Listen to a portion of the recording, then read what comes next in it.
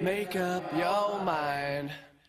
7:06 on your Wednesday, Bloom Daddy with you here on the Bloom Daddy Radio Network, 1-800-624-1170. I appreciate you joining me. You're going to have to make a choice, maybe, on what college you want your kid to go to. The Forbes 2017 Best Value College Ranking Index is 300 schools that deliver the best bang for the tuition buck based on tuition costs, school quality, post-grad earnings, student debt, and graduation success. I want to bring on certified educational consultant specializing in college admissions, Catherine Mars, right now. Catherine, good morning. Good morning. How are you? I'm good. So you have some great advice for people out there who are looking at college because prices are topping $80,000 for a public four-year college degree, $180,000 for their private counterparts. So selecting an undergraduate school is one of the biggest financial decisions that a typical American high school student and their family is going to have to make. What kind of advice do you have for them right now? Well, I think absolutely that families need to sit down and have a very frank conversation about the financial picture. Because for an undergraduate degree, students should not go into any debt. They should not take on loans. So that Forbes list is fabulous, except it's a little bit misleading. In other words, if you want to go to UC Berkeley or UC Los Angeles, then you really need to be a state resident of California to get it at a good deal. Because right now, out-of-state tuition is as much as for private school. Yeah, it's crazy. UCLA.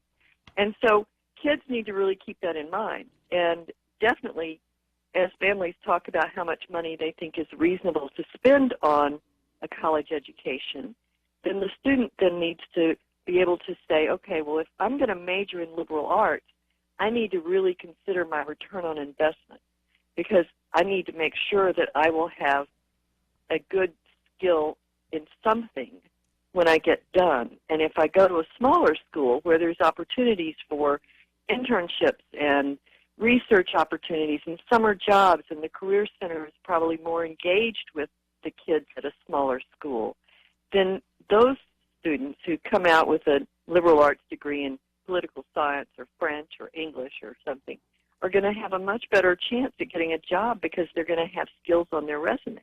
Catherine, let me ask you this. Are colleges losing their desirability, if you will? There are some people out there who say, look, go to a trade school. There are people in oil and gas making six figures who are not graduating with thousands in debt and hoping to find a job. Has college lost its luster? Well, I don't know that it's lost its luster, but it's not for everybody.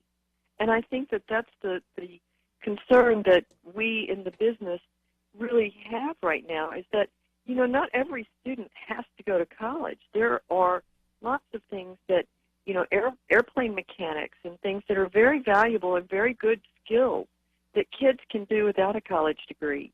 And so going to a community college for 2 years and getting an associate's degree or going to a trade school first and then going out in the real world and working a little while and then going on to college makes a whole lot more sense. I'm talking to Catherine Mars right now. She's a certified educational consultant specializing in college admissions. So for the family, the kid that determines they want to go to college, private school, public college, is there, in your mind, other than money, is there that much of a difference between the two as far as the educational quality? Well, I think it's all about fit. Yes, I do think there's a difference, but it's about the student, not necessarily the college. Okay. In other words, there are some fabulous public schools out there, and kids who are assertive and can advocate for themselves can get what they need, absolutely. So it's the student's fit that is more important to assess, and also, obviously, the cost.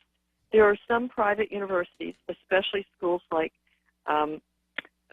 let's take one down in Memphis, Tennessee, Rhodes College, for instance, or Hamilton College, or different schools out there that are small liberal arts colleges that will often pay students to come to their school if they have excellent grades and good test scores and have a good resume.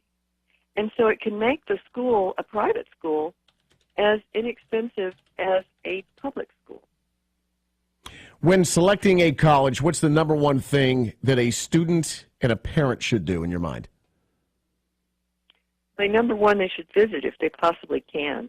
But number two, they need to assess what is the expected major. Like, if a student's going into engineering, then applying to an MIT or to a fabulous school like Carnegie Mellon would be fine. But those are very expensive schools unless the student is going to qualify for need-based aid. But an engineering degree is one that will absolutely, right now, be a guarantee of a student getting a job when they're done. All right, Catherine, I appreciate the time. Thank you so much. Well, thank you for having me on your show, and you have a great day. All right, you too. That's Catherine Morris, certified educational consultant specializing in college admissions. $80,000 for a public four-year college degree, $180,000 for private schools. If you want to take a look at where your school, or if you're thinking of different schools where you want to go, then you can go to that Forbes list. It's called the 2017 Forbes Best Value College Ranking, and it indexes 300 schools that deliver the best bang for their buck.